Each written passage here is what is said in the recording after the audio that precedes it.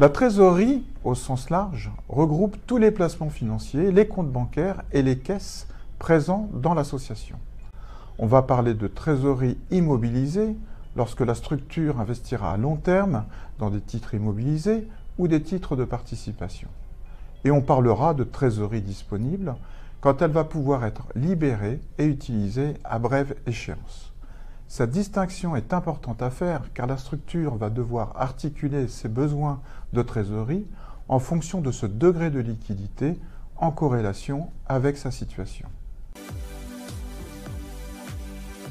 La première étape sera de réaliser un état des lieux en observant les variations de trésorerie des derniers mois. Un simple tableau Excel pourra suffire pour positionner ce qui s'est passé et anticiper les dates et les montants prévisionnels de flux financiers. Les dépenses seront identifiées en deux catégories. Celles majoritairement constantes d'un mois sur l'autre, frais de personnel, charges des locaux, abonnements, qui représentent la grande majorité des dépenses. Celles variables et ponctuelles pour lesquelles une date prévisionnelle de décaissement sera estimée. Les ressources ont en général un rythme d'encaissement plus aléatoire et nécessiteront d'être évaluées avec prudence.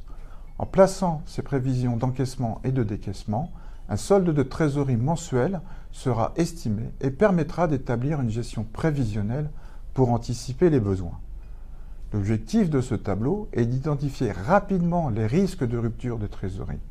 Il doit s'appuyer sur le principe d'avoir constamment un solde minimum de précaution.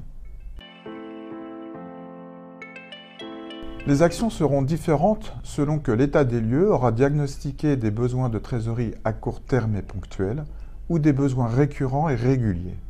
Dans le premier cas, des actions immédiates peuvent être diligentées par l'association pour faire entrer les ressources, appel d'acompte ou de solde sur subvention, relance auprès des usagers ou clients, et le cas échéant, des lignes de crédit adaptées.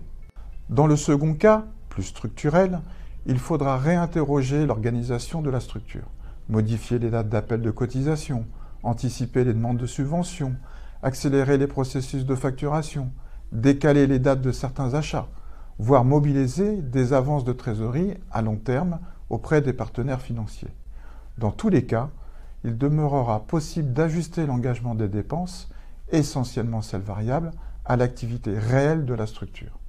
En dernier ressort, en cas de risque fort de rupture de trésorerie, la mise en place d'un plan de restructuration des coûts pourra s'avérer nécessaire.